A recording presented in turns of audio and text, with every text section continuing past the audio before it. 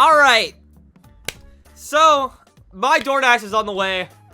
I've got about 10 minutes to make this video, so let's get this shit done. Top 10 list, Dragon Ball Legends. God help me. So, we've got the true number ones. We got GOAT 1 and GOAT 2. These are my kings, and I wouldn't be anywhere without them. So, let's move on to... I think we're going to do the honorable mentions first. Shut the fuck up. Alright, so we're going to move on to the honorable mentions first. I want to give the top spot in honorable mentions to... Drumroll, please, out of everyone here, to GT Super Saiyan 3 Goku. And the reason why is because, though he's not a very great color to be right now, considering all the yellows we have in the meta, he does have that great value of his little niche comeback, like, self-destruct kind of thing. He should have been in transforming Super Saiyan 4 Goku if they were going to do that with the Golden Great Ape, which is, like, the whole point of the Golden Great Ape. I digress, but, whoops, wrong thing. But he belongs in honorable mentions for sure. Works great with UV4, and any third, which, 13 over here is a great third for any team. If you just slap his ass in the leader slot and just watch him go and support and support and support, 50% here, 50% there, 50% there. Just ridiculous support. Moving on to the next honorable mention is an actual surprising one, Metal Cooler. Honestly, I was not gonna put him on this list because, man, that buff did not do him justice. He is flipping fucking burgers right now. You put him on the team if you want to, like, try out his buff. But other than that, I don't think he serves a purpose. Even, like, defensively, I say it made him worse because he doesn't do any damage, and he just sits there and soaks and soaks and soaks and soaks and loses you the match. Honestly.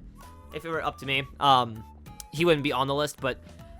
Utility goes where utility goes. Safety is good, but you have another yellow ultra over here that'll just, remove his buffs on a blue card and one-shot him still anyways, so it's not like it really matters. Next up is actually an even more surprising one. We have Fusing Gogeta Blue. Now, Boost Merchant, I know, but considering that he can one-shot an MZ, as shown right here, right now, right in front of, all the honorable mention spots, his damage is good, and if you ramp him up enough, he'll tank, but don't get him caught by, him, or, anybody else on this list that will fuck him up really bad if he's not on a 2x. And the last but not least on this honorable mention spot is going to be, where is he at? Gogeta Blue, the Ultra. Now, oh, no, he's not the last. Oh, whoops. I forgot someone completely else. Also on the honorable mentions, MUI and Gogeta Blue. Now, MUI, top 10 before Fest dropped. Green unit dropped. That locks in, nullifies endurance, restores vanish, out of the meta. Completely. I mean, I just can't see a reason to have MUI not on the list, though, considering that we have 2 of the most oppressive red units in the game. 3 of the most oppressive red units going on right now, which is Ultra Nameku, MZ, and Super Saiyan 4 Vegeta. And all 3 of them are some damage monsters. 2 of them are damage soakers, and the other one cancels buffs. So, there at least is the auto gauge you can do. You can do some rowdy shit with him. It's not like he's bad, it's just not a great meta for him at the moment. Now that we have the honorable mentions out of the way, I do want to move on to the number 10 spot. The number 10 spot is going to go to Full Power Frieza. Now, I know there's going to be a certain purple ultra here that would negate him from being on the team, but, like, here's the thing. You can put him on the same team as him. You can put the team lineup can just be... Let's see. Hold on. Let me add a row below here. I'll just name it Team Lineup. Team Lineup. I mean, you can go... Let's see. UFPF 13 UCMZ. That's a team. You can do UFPF 13 MZ. That's a team. You can do 13 FPF and Nameku. That's a team. It's just he's too versatile on all his teams in order to, like, and he's got his stupid death beam. It's ridiculous. It's ridiculous what he has. So he goes in the number 10 for me. And in the number 9 slot is going to be Kid Goku from Low G Dragon Ball, his LF. For me, Indestructible is really, really, really important to have, like, uncancelable safety is the aim of the game right now, considering you have people who are nulling endurance just by existing. You have MZ who just does fuck damage. Yeah, I mean, it's ridiculous. And you have UV4, he'll lock you in, he'll kick the shit out of you. I mean, having indestructible right now is just really, really huge. And I just don't think that he should be slept on, because he does great damage. But we're gonna get on to the number 8 spot here, which is Mr. KO Guard himself. Ultra Namek Goku. He doesn't do honestly, he doesn't do as much as, you know, his other ultra counterpart here in terms of damage. Honestly, the build is you build him defensively, and once you build him defensively, everything, it's just he does his job, which is protect the team. Protecting the team is huge. It's important. There's truly in remarkable utility with the lock-in, cancel buffs on blue, or cancel attribute upgrades on blue. You have his ridiculous ult. It'll do a lot of damage. He'll do a lot. He has the famed blue card, KO guard. You know, I can go on and on about his utility over little Nameku here, or not Nameku. Sorry, little OG Dragon Ball Goku here. But you know, I could spend another 5 minutes talking about that. But I think you get the picture. Really good utility, really good damage, kind of, and tanks well if you build him that way. Moving on to the number 7 spot, I have Future Gohan. Now, Future Gohan he doesn't do much. However, what he does do for the team, support-wise, you have to ramp him up. Once he snowballs and gets all his, you know, damage guard and his like, support stacks, he's a great anchor to have for your team. Support, defense. He cancels people's cover null when he gets, like, swapped out, so he can do some crazy, like, Daima 4Q plays there. But other than that, I just don't see why he isn't above Nameku. Just, he's the better unit.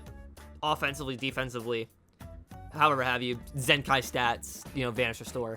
You know, he's got the last man, like, potential. I wouldn't say you would make him last man standing, because it's not optimal for anything, really. The number 7 spot does go to Future Gohan.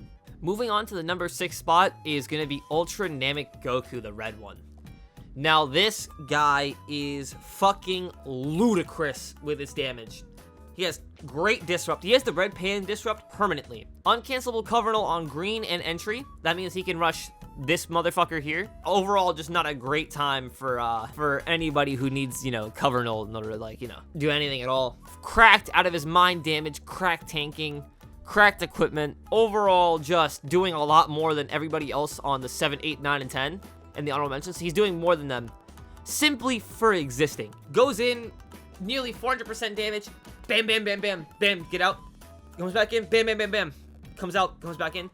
And people wanted this guy to combo for some reason. I don't understand why card draw speed would be an issue with somebody who peaks at like 500% damage with all the support and the last man standing and all the debuffs he can give on his green. It's just, I don't see why you'd want him to combo for as long as, like, I don't know, Nameku or Future Gohan. I don't see it. I don't see why you'd want that. He'd be unfun if he did that. Moving on to the number 5 spot, it's the tough decision for me. It's between 13 and Super Saiyan 4 Vegeta, but I think I'm going to give it a Super Saiyan 4 Vegeta. And the reasoning is because he's not doing the crack damage, or not crack damage, the crack support that 13 is giving. And it's funny because 13's like the only person in Legends to ever not tank, not do damage, but still be top 5 just through sheer utility alone. Now, 13 can't do damage. I'm not saying he can't. He can tank. I'm not saying he can't. But in most cases, in the lower start thresholds, he's not doing either, but he's still top 5. Why? He's 13. He revives. He has the Future Gohan shit.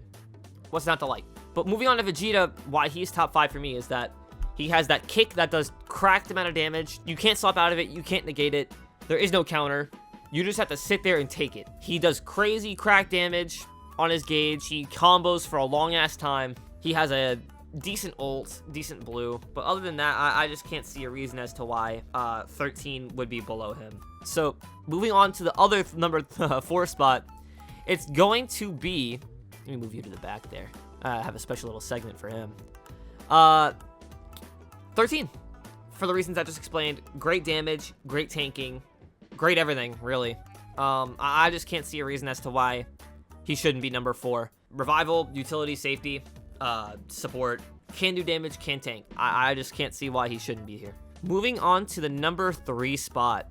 For number 3, it's going to be Gogeta. Now, there's going to be this you know, YouTube shorts like, oh, Gogeta's the best unit in the game. What are you talking about? And my reasoning for him not being number 2 is simple. This guy right here. This guy. Yep, this guy right here. He's doing too much. He's doing too much for the team. Not for the team, sorry. He's just doing too much to counter. He's just doing too much to counter Gogeta, and there's no other way to negate that, other than, I don't know, getting a Covenal Russian. But even then, he has this stupid final counter, and he paralyzes your team, gives your team like cancer, AIDS, like some HIV, maybe an STD or two. All the same, it's just that is just how it's gonna be. And you know, fusing, he has his disrupt. He has. That's about it. Damage and 1 and 2 disrupts in base. He doesn't do much utility. He doesn't have much utility defensively, so I just can't see a reason as to why he should be above either of these two. Now, the number 2 spot is going to go to UCMZ. Oh, he has his final counter, crack damage, card protection, his counter gauge for ults and rushes. I just don't see why he shouldn't be number 2. And the only reason why he's not number 1 is due to his cracked out predecessor, the weaker form Fusion Zamasu.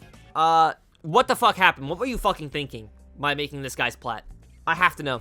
Let's give him the greatest amount of damage guard we can give. Let's inflate his stats. Let's give him 70% damage, because fuck it, he needed that, because it's not like he was doing damage on his release. No, definitely not. I mean, what the fuck were you thinking? What the fuck were you thinking?